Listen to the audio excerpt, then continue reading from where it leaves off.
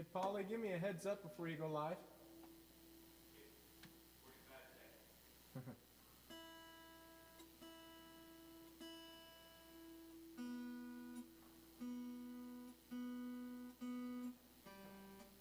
Mercy, your lighting.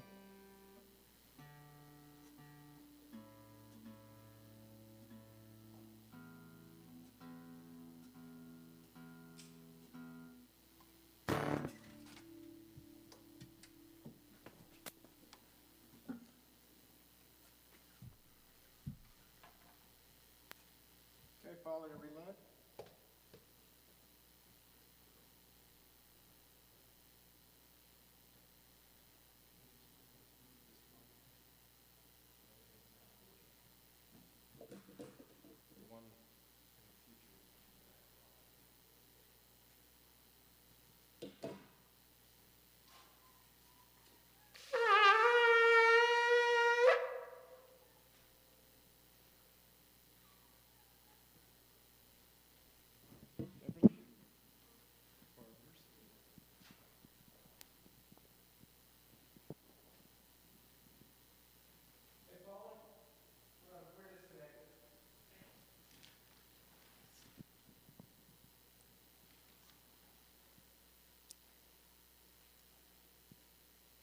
Baruch atah Adonai Eloheinu melech haolam asher kidshanu b'mitzvotav v'tzivanu lehiot or lagoyim v'natan lanu et Yeshua Meshikenu haor haolam.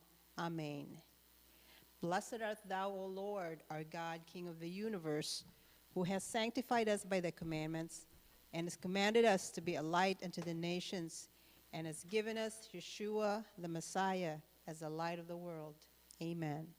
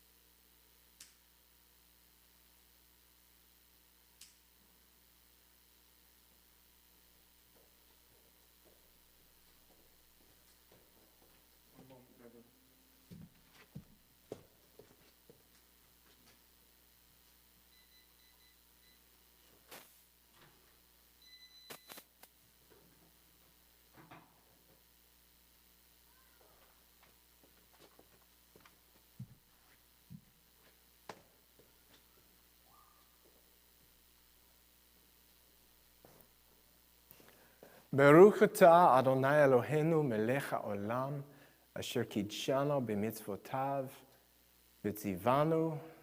That's the wrong. We've.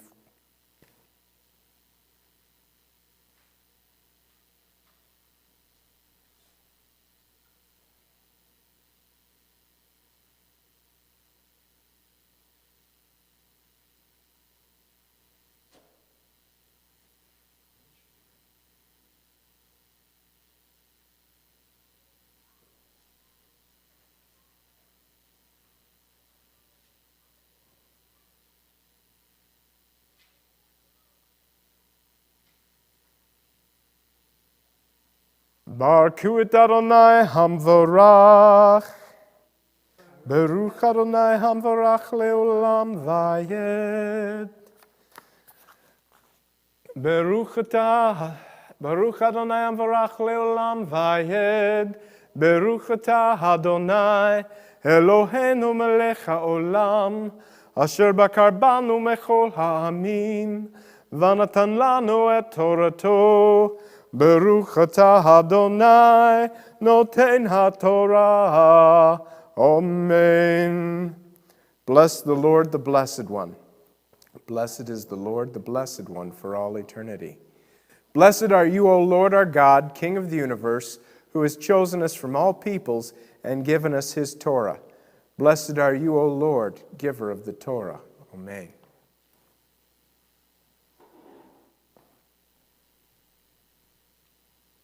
What is going on? I'll be reading Parsha 18, starting at Exodus chapter 21, verse 1. These are the rulings you are to present to them. If you purchase a Hebrew slave, he is to work 6 years, but in the 7th he is to be given his freedom without having to pay anything. If he came single, he is to leave single. If he was married when he came, his wife is to go with him when he leaves.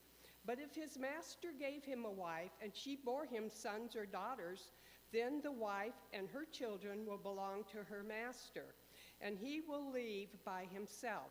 Nevertheless, if the slave declares, I love my master, my wife, and my children, so I don't want to go free, then his master is to bring him before God, and there at the door of the doorpost, his master is to pierce his ear with an awl, and the man will be his slave for life. If a man sells his daughter as a slave, she is not to go free like men's slaves. If her master marries her, but decides she no longer pleases him, then he is to allow her to be redeemed. He is not allowed to sell her to a foreign people because he has treated her unfairly. If he has married her to his son, then he is to treat her like a daughter. If he marries another wife, he is not to reduce her food, clothing, or marital rights. If he fails to provide her with these 3 things, she is to be given her freedom without having to pay anything. Whoever attacks a person and causes his death must be put to death. If it was not premeditated but an act of God, then I will designate for you a place to which he can flee.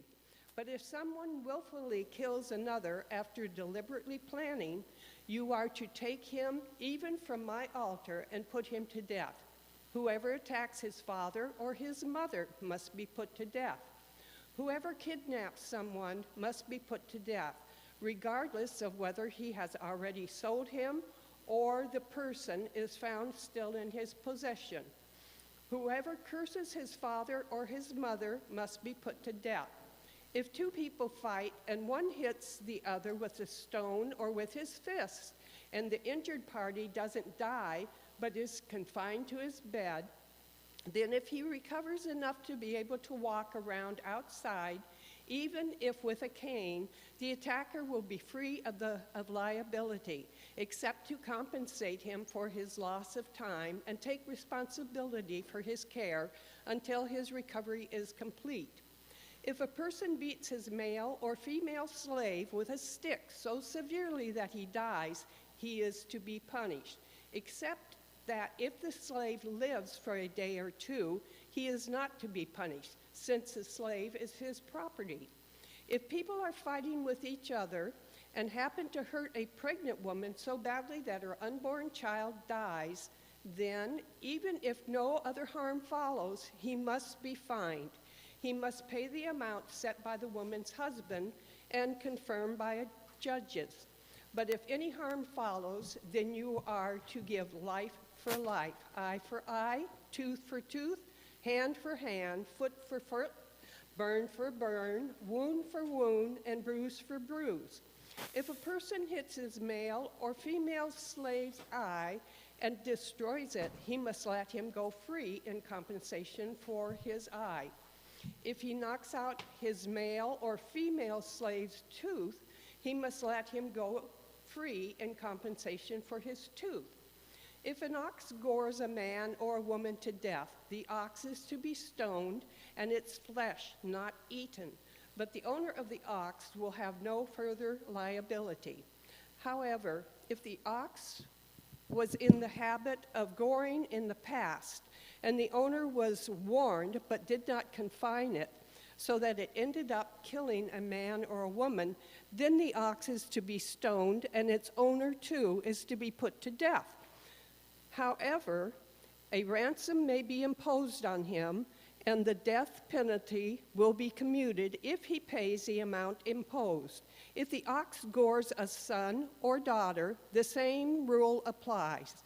If the ox gores a male or female slave, its owner must give their master 12 ounces of silver, and the ox is to be stoned to death. If someone removes the cover from a cistern or digs one and fails to cover it, and an ox or a donkey falls in, the owner of the cistern must make good the loss by compensating the animal's owner. But the death of the animal will be his. But the dead animal will be his. If one person's ox hurts another so that it dies, they are to sell the live ox and divide the revenue from the sale. And they are also to divide the dead animal. But if it is known that the ox was in the habit of goring in the past and the owner did not confine it, he must pay ox for ox, but the dead animal will be his. If someone steals an ox or a sheep and slaughters or sells it, he is to pay 5 oxen for ox and 4 sheep for a sheep. If a thief caught in the act of breaking in is beaten to death, it is not murder, unless it happens after sunrise, in which case it is murder. A thief must make restitution, so if he has nothing, he himself is to be sold to make good the loss from the theft. If what he stole is found alive in his possession, he is to pay double, no matter whether it is an ox, a donkey, or a sheep. If a person causes a field or vineyard to be grazed over or let its animals loose to graze in somebody else's field, he is to make restitution from the best produce of his own field and vineyard. If a fire is started and spreads to thorns so that stacked grain, standing grain, or a field is destroyed, the person who lit it must make restitution. If a person entrusts a neighbor with money or goods, and they are stolen from the trustee's house, then, if the thief is found, he must pay double. But if the thief is not found, then the trustee must state before God that he did not take the person's goods himself. In every case of dispute over ownership, whether of an ox, a donkey, a sheep, clothing, or any missing property, where one person says, "This is mine," both parties are to come before God, and the one whom God condemns must pay the other one double. If a person trusts in a neighbor to look after a donkey, ox, sheep, or any animal, and it dies, is injured, or is driven away unseen, then the neighbor's oath before Adonai that he has not taken the goods will settle the matter between them. The owner is to accept it without the neighbor's making restitution. But if it was stolen from the neighbor, he must make restitution to the owner. If it was torn to pieces by an animal, the neighbor must bring it as evidence, and then he doesn't need to make good the loss. If someone borrows something from his neighbor and it gets injured or dies with the owner not present, he must make restitution. If the owner is present, he need not make good the loss. If the owner hires it out, the loss is covered by the hiring fee. If a man seduces a virgin who is not engaged to be married and sleeps with her, he must pay the bride price for her to be his wife. But if her father refuses to give her to him, he must pay a sum equivalent to the bride price for virgins. You are not to permit a sorcerer to live. Whoever has sexual relations with an animal must be put to death. Anyone who sacrifices to any god other than Adonai alone is to be completely destroyed. You must neither wrong nor oppress a foreigner living among you, for you yourselves were foreigners in the land of Egypt. You are not to abuse any widow or orphan. If you do abuse them in any way and they cry to me, I will certainly heed their cry. My anger will burn, and I will kill you with the sword. Your own wives will be widows, and your own children fatherless. If you loan money to one of my people who is poor, you are not to deal with him as would a creditor, and you are not to charge him interest. If you take your neighbor's coat as collateral, you are to restore it to him by sundown, because it is his only garment. He needs it to wrap his body. What else does he have in which to sleep? Moreover, if he cries out to me, I will listen, because I am compassionate. You are not to curse God, and you are not to curse a leader of your people. You are not to delay offering from your harvest of grain, olive oil, or wine. The firstborn of your sons you are to give to me. You are to do the same with your oxen and your sheep. It is to stay with its mother 7 days, and on the 8th day you are to give it to me. You are to be my specially separated people. Therefore, you are not to eat any flesh torn by wild animals in the countryside. Rather, throw it out for the dogs. You are not to repeat false rumors. Do not join hands with the wicked by offering perjured testimony. Do not follow the crowd when it does what's wrong, and don't allow the popular view to sway you into offering testimony for any cause if the effect will be to pervert justice. On the other hand, don't favor a person's lawsuit simply because he is poor. If you come upon your enemy's ox or donkey straying, you must return it to him.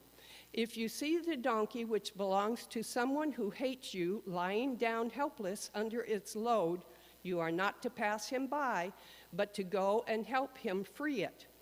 Do not deny anyone justice in his lawsuit simply because he is poor.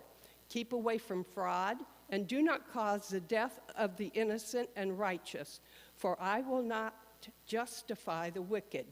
You are not to receive a bribe, for a bribe blinds the clear-sighted and subverts the cause of the righteous. You are not to oppress a foreigner, for you know how a foreigner feels, since you were foreigners in the land of Egypt. For 6 years you are to sow your land with seed and gather in its harvest. But the 7th year you are to let it rest and lie fallow, so that the poor among your people can eat, and what they leave, the wild animals in the countryside can eat. Do the same with your vineyard and your olive grove. For 6 days you are to work, but on the 7th day you are to rest, so that your ox and donkey can rest, and your slave girls, son, and the foreigners be renewed. Pay attention to everything I have said to you. Do not invoke the name of other gods, or even let them be heard crossing your lips. 3 times a year you are to observe a festival for me. Keep the festival of Matzah for 7 days as I ordered you. You are to eat matzah at the time determined in the month of Aviv, for it was in that month that you left Egypt. No one is to appear before me empty-handed. Next, the festival of harvest, the first fruits of your efforts sowing in the field. And last, the festival of ingathering at the end of the year, when you gather in from the field the result of your efforts. 3 times a year all your men are to appear before the Lord Adonai. You are not to offer the blood of my sacrifice with leavened bread, nor is the fat of my festival to remain all night until morning. You are to bring the best first fruits of your land into the house of Adonai, your God. You are not to boil a young animal in its mother's milk. I am sending an angel ahead of you to guard you on the way and bring you to the place I have prepared. Pay attention to him, listen to what he says, and do not rebel against him, because he will not forgive any wrongdoings of yours, since my name resides in him. But if you listen to what he says and do everything I tell you, then I will be an enemy to your enemies and a foe to your foes. When my angel goes ahead of you and brings you to the Amori, Hitti, Perizzi, Canaani, Hivi, and the Jebusi, I will make an end of them. You are not to worship their gods, serve them, or follow their practices. Rather, you are to demolish them completely and smash their standing stones to pieces. You are to serve Adonai your God, and he will bless your food and water. I will take sickness away from you. In your land, your women will not miscarry or be barren, and you will live out the full span of your life. I will send terror of me ahead of you, throwing into confusion all the people to whom you come, and I will make all your enemies turn their backs on you. I will send hornets ahead of you to drive out the Hivi, the Canaanite, the Hittite from before you. I will not drive them out from before you in 1 year, which would cause the land to become desolate and the wild animals too many for you. I will drive them out from before you gradually until you have grown in number and can take possession of the land. I will set your boundaries from the Sea of Suf to the Sea of the Philistine, and from the desert to the Euphrates River. For I will hand the inhabitants of the land over to you, and you will drive them out from before you. You are not to make a covenant with them or with their gods. They are not to live in your land, otherwise they will make you sin against me by ensnaring you to serve their gods. To Moshe, Adonai said, come up to Adonai, you, Aharon, Nadab, Abihu, and 70 of the leaders of Israel. Prostrate yourselves at a distance, while Moshe alone approaches Adonai. The others are not to approach, and the people are not to go up with him. Moshe came and told the people everything Adonai had said, including all the rulings. The people answered with one voice, we will obey every word Adonai has spoken. Moshe wrote down all the words of Adonai. He rose early in the morning, built an altar at the base of the mountain, and set upright 12 large stones to represent the 12 tribes of Israel. He sent the young men of the people of Israel to offer burnt offerings and sacrifice peace offerings of oxen to Adonai. Moshe took half of the blood and put it in the basin, and the other half of the blood he splashed against the altar. Then he took the book of the covenant and read it aloud so that the people could hear, and they responded, everything that Adonai has spoken, we will do and obey. Moshe took the blood, sprinkled it on the people, and said, this is the blood of the covenant which Adonai has made with you in accordance with all these words. Moshe, Aharon, Nadab, Abihu, and 70 of the leaders went up, and they saw the God of Israel. Under his feet was something like a sapphire stone, pavement as clear as the sky itself. He did not reach out his hand against these nobles of Israel. On the contrary, they saw God, even as they were eating and drinking.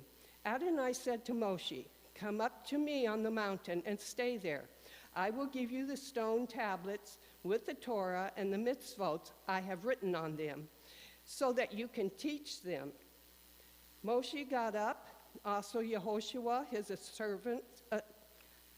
Moshe got up, also Yehoshua, his assistant, and Moshe went up unto the mountain of God. To the leaders he said, stay here for us until we come back to you. See, Aharon and Hur are with you. Whoever has a problem should turn to them. Moshe went up onto the mountain, and the cloud covered the mountain. The glory of Adonai stayed on Mount Sinai, and the cloud covered it for 6 days. On the 7th day, he called Moshe out of the cloud. To the people of Israel, the glory of Adonai looked like a raging fire on the top of the mountain. Moshe entered the cloud and went up on the mountain. He was on the mountain for 40 days and nights.